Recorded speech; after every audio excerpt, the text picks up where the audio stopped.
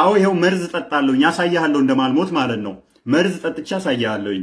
ከሙስሊም ወንድሜ ገዳይ የሆነ መርዝ ብሰጥህ አትሞትም ወይ? ማርቆስ 16:16 ሳይሆን ማርቆስ 16:18 ላይ ያለውን የሚያምኑ እነኚህ ምልክቶች ይከተሏቸዋል፣ የሚገል እንኳን ቢጠጡ አይሞቱም የሚለውን እዞ የአይጥ መርዝ ልስጥህ ትጠጣለህ ወይ ብሏል። አዎ ይሄው መርዝ ጠጣለሁኝ ያሳያለሁ እንደማልሞት ማለት ነው። መርዝ ጠጥቻ ያሳያለሁኝ። ነገር ግን ይሄ ልጅ በንባብ ያመጣው ሳይሆን እነ አህመድ ዲዳት እነ ዶክተር ዛኪር ናይክ እንደገና ደግሞ እነ አቡ ሃይደር ደጋግመው የሚሉት ጥቅስና ደጋግመው የሚጠይቁት ጥያቄ ነው። ይህንን ጥያቄ በ12 ምስማር እንከረችመዋለን። እንዴት እንደምንከረችመው እኔ መርዙን ጠጥቻ ያሳያችኋለሁ፣ ምንም እንደማልሆን ማለት ነው። ቅድሚያ ግን እነ ዛኪር ምን እንደሚሉ ማዳምጧቸው። has a scientific test how to identify a true believer. It's mentioned in the Gospel of Mark, chapter number 16, verse number 17 and 18. It says that there will be signs for true believers, and amongst the signs, in my name, they shall cast out devils. They shall speak foreign tongues, new tongues. They shall take up serpents. And if they drink deadly poison, they shall not be harmed. And when they place their hand over the sick, they shall be cured. This is a scientific test. In scientific terminology, it's known as the confirmatory test for a true Christian believer. In the past 10 years of my life, I have personally interacted with thousands of Christians, including missionary. I have not come across a single Christian who has passed this confirmatory test of the Bible. I have not come across a single Christian who took poison. I have not come across any who took poison and who has not died. And in scientific terminology, this is also called as a falsification test. That means if a false person tries and does this test, takes poison, he will die. Okay. ዶክተር ዛኪር ያለውን ሰምታችሁታል። አንድ ሰው አላገኘውም አለ። መርዝ ጠጥቶ የሚያረጋግጥ ሳይንቲፊክ ነው አለ። ይህንን ሳይንቲፊካሊ ካደረጋችሁት ወይንም ደግሞ ፕሩቭ ካደረጋችሁልኝ ክርስቲያን ሆናለሁ። ስለዚህ አንድ ሰው የሚያረጋግጥልኝ አጥቻለሁ ነው እያለ ነው ያለው። ይህንኛው ልጅ ደግሞ መርዝ እንድጠጣ ግብዣ አድርጎልኛል። መርዙ ፊቴ ተቀምጧል። ልጠጣው እጠጣዋለሁኝ። ነገር ግን ይሄ መርዝ ብጠጣ ታምናላችሁ? አታምኑ። ምክንያቱም መርዝ አይደለም ትላላችሁ። ኦኬ መርዝ አይደለም። አዎ ግን እንዴት እንተማመን ታዲያ? ገዳይ የሆነ መርዝ አይጥ ተራ ነገር ነች። ለምን የሬሳ ማድረቂያ አይሆንም? ገዳይ የሆነ መድኃኒት አንተ ራስ ገዝተህ ታመጣልኛለህ። ያን ገዳይ የሆነ መርዝ እኔ ገዝቼ ብጠጣ ገዳይ አይደለም ብለህ ስለምትከራከር አንተ ራስ ገዳይ የሆነው መርዝ ገዝተህ ታመጣና ትሰጠኛለህ። ከመስጠትህ በፊት ግን በኢትዮጵያ ባህል፣ ወግ፣ ስርዓት መሰረት አንድ ሰው ግብዣ ሲያቀርብ ዝም ብሎ ብሉ ጠጡ አይደለም የሚለው፣ አብሮ እየበላ እየጠጣ ነው አይደለ? ቀምሰህ ትሰጠኛለህ። መርዝን ያልቀምስም ይገለኛል እንዳንተል ደግሞ ነብይህ እንደዚህ ብሎሃል። ላንብብልህ። ቡሃሪ ሳይ ቡሃሪ 54:45 ላይ ናሬትድ ሳይዳ Allah's messenger said, he who eats 7 ajawa dates every morning will not be affected by poison or magic on the day he eats them ይላል። ስለዚህ 7 ቴምር አጃዋ ቴምር ማለት ጥቁሩ ቴምር በሳውዲ ውስጥ በብዛት የሚመረተው ነው። እሱን የበላ አለ መርዝ ቢሰጠው አለ ወይንም አለ ማጂክ ቢደረግበት በዛን ቀን ምንም አይሆንም አለ። ኦኬ እኔ 7 ቴምሩን አዘጋጅልሃለሁ። አንተ ገዳይ ያልከው መርዝ ይዘህ ትመጣለህ። እኔ 7 ቴምር ሰጣለሁ። እሱን ትበላና መርዙን ቀምሰህ ገዳይ መሆኑን ለኔ ትሰጠኛለህ። እኔ እጠጣልሃለሁ።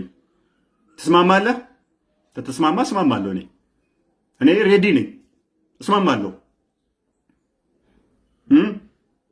ነገር ግን በዚህ ጉዳይ ላይ በማርቆስ ምዕራፍ 16:18 ላይ ያለውን ብዥታ ልንገራችሁ። ሙስሊሞች ደጋግመው ይህንን ጥያቄ ያነሱታል። ደጋግመው ብዙ ጊዜ ምላሽ ይሰጥበታል። ብዙ ጊዜ ምላሽ የሚሰጠው ጌታ አምላክህን አትፈታተነው በሚለው ነው ምላሽ የሚሰጠው። አንዳንድ ከፕሮቴስታንቱ ደግሞ ይህን ክፍል ማይቀበሉት አሉ። ከቁጥር 9 እስከ 20 ያለው ጭማሪ ነው ብለው የሚያምኑ አሉ። ለምሳሌ በእስልምና ላይ የሚሰራው ዴቪድ ውድን ብታዩት እሱ ራሱ በዚህ ላይ ክርክር አድርጎ ነበር። አዳምጡት። ቆይ also states that true Christians can drink poison, Mark chapter 16, and not be harmed. My question is, why don't the vast majority of Christians follow these rules. And if they do, I would like, Mr. Wood, I have a vial of whiteout, liquid paper, highly toxic. I would like Mr. Wood to swig this bottle of whiteout. If he does not do it, then he does not agree that this is the word of God, because he's a Christian, and Jesus says, according to the Gospel of Mark chapter 16, that he can drink poison and survive. If he does not do it, then he is admitting this is not the word of God. If he does do it and he survives, I am willing to become a Christian tonight. Did you say a bottle of whiteout? I might do that for you. As far as the mark, that comes from the end of Mark, which practically every scholar, every Bible scholar in the world says was not authentic, that this was a later addition. And so that's not in the early source material. As far as our earliest records don't have that part about the እንደሰማችሁት ነው። ዴቪድ ውድ የኛውን ክፍል አይቀበለውም። ከቁጥር 9 እስከ 20 ያለው የቀደሙት ኮፒዎች ላይ የለም የሚል እንትን ነው ያለው። ከቀደሙት ኮፒዎች አንዱ ግዕዝ ነው፣ የቤተክርስቲያናችን መጽሐፍ ነው። ስለዚህ እኛ የማርቆስ ወንጌል ምዕራፍ 8 በኋላ ያለው እስከ 20 ያለው በቀደሙ መጽሐፍቶቻችን ውስጥ ስላለ እንቀበለዋለን። ስለዚህ እዛ ላይ የሚናገረው ብዛት ጌታችን ኢየሱስ ክርስቶስ ከትንሣኤ በኋላ ለመግደላዊት ማርያም እንደተገለጠላት፣ ለብዙ ሕዝብ እንደተገለጠ፣ ከዛ በኋላ እንዳረገ፣ ሐዋርያቱን ወደ ዓለም ሄደው እንዲሰብኩ፣ ያመነ የተጠመቀ ይድናል የሚለው ፓርት፣ እንደገና ደግሞ ማረጉን የሚናገር ክፍል ነው። ይሄ ክፍል እኛ ጭማሪ ነው ብለን አናምንም። የቤተክርስቲያን መጽሐፍ እንደመሆኑ እንቀበለዋለን። ለምሳሌ እዚሁ ላይ ግን ምላሹ እኮ አለ። ምላሹ ቁጥር 16ን ብታነቡት እንደዚህ ይላል፣ ያመነ የተጠመቀ ይድናል ይላል። ሚድነው ማን ነው? ያመነ የተጠመቀ ይድናል፣ ያላመነ ግን ይፈረድበታል ይላል። ይሄ እያወራ ያለው ስለ ነጠላ ህዝብ ሰው ነው። ያመነ ሲል ስለ አንድ ሰው ነው እንጂ ያመኑ እያለ አይደለም። ያመነ የተጠመቀ ይድናል፣ ያላመነ ግን ይፈረድበታል አለ። ኢንዲቪዥዋል ነው፣ ሲንግል ነው፣ ሲንጉላሪቲ ነው እያወራ ያለው። ስለ ሲንግል ፐርሰን ነው እያወራ ያለው። ቁጥር 17 ላይ ግን ስንሄድ ይቀየራል። እንደዛ አይደለም። 17 እንደዚህ ይላል፣ ይህችን ምልክት በስሜ የሚያምኑትን የሚያምንን አይደለም የሚለው፣ የሚያምኑትን ትከተላቸዋለች። በስሜ አጋንንት ያወጣሉ፣ በአዲስ ቋንቋ ይናገራሉ። ይናገራል ሳይሆን ይናገራሉ። እባቦችን በእጃቸው ይይዛሉ። ይይዛል ሳይሆን ይይዛሉ። የሚጎዳቸውም ነገር የለም። የሚጎዳው ነገር የለም ሳይሆን የሚጎዳቸው የለም። የሚገድል መርዝ ቢጠጡም የሚጎዳቸው የለም። በደዌያን ላይ እጆቻቸውን ይጭናሉ፣ ደዌያንንም ይፈውሳሉ ይላል። ይሄ ጸጋ ለብዙዎች የተሰጠ ነው እንጂ ለእያንዳንዱ ለግለሰቦች የተሰጠ አይደለም። ቁጥር 16 ላይ እንደነገርኳችሁ ማመን መጠመቅ የእያንዳንዱ ነው። ይህንኛው ግን ለብዙሃን እንደተሰጠ የሚያሳየው ምንድነው? እንደዚህ ያደርጋሉ ነው። በአንደኛ ቆሮንቶስ ምዕራፍ 12 ቁጥር 4 ላይ ደግሞ የጸጋ ስጦታዎች ልዩ ልዩ ናቸው ይላል፣ መንፈስ ግን አንድ ነው ይላል። ስለዚህ እነኚህ ጸጋዎች አንዱ ጋር ያሉት አንዱ ጋር ላይኖሩ ይችላሉ። አንዱ ድውያንን ሲፈውስ፣ አንዱ በልሳን ሊናገር ይችላል። አንዱ የሚገድል እንኳን ቢጠጣ፣ አንደኛው ደግሞ በአዲስ ቋንቋ ሊናገር ይችላል። ስለዚህ እነኚህ የጸጋ ስጦታዎች ልዩ ልዩ መሆናቸውን ስለሚናገር እዛው ፓርት ላይ ነሰሰርሊ ግለሰብ ወይም አማኝ የግዴታ መርዝ ጠጣ የሚያስብል አይደለም ጥቅሱ። ነገር ግን እኔ የሰጠው ሳይ ቡሃሪ 54:45 ላይ እያንዳንዱ ሙስሊም ይህንን እንዲያደርግ የሚያዝ ነው።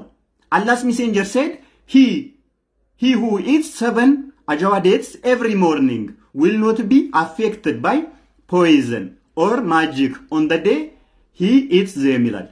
ይሄ እያለ የሚገልጸው ማንን ነው? ግለሰብን ነው። ስለዚህ ግለሰቡ 7 ቴምር ከበላ ምንም አይሆንም ነው የሚለው።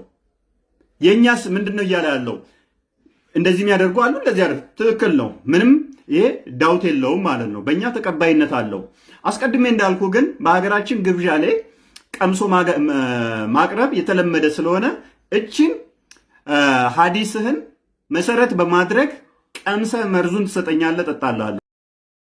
ሰብስክራይብ፣ ላይክ፣ ኮሜንት እና ሼር በማድረግ ይተባበሩን ዘንድ በትህትና እንጠይቃለን። መልካም ቆይ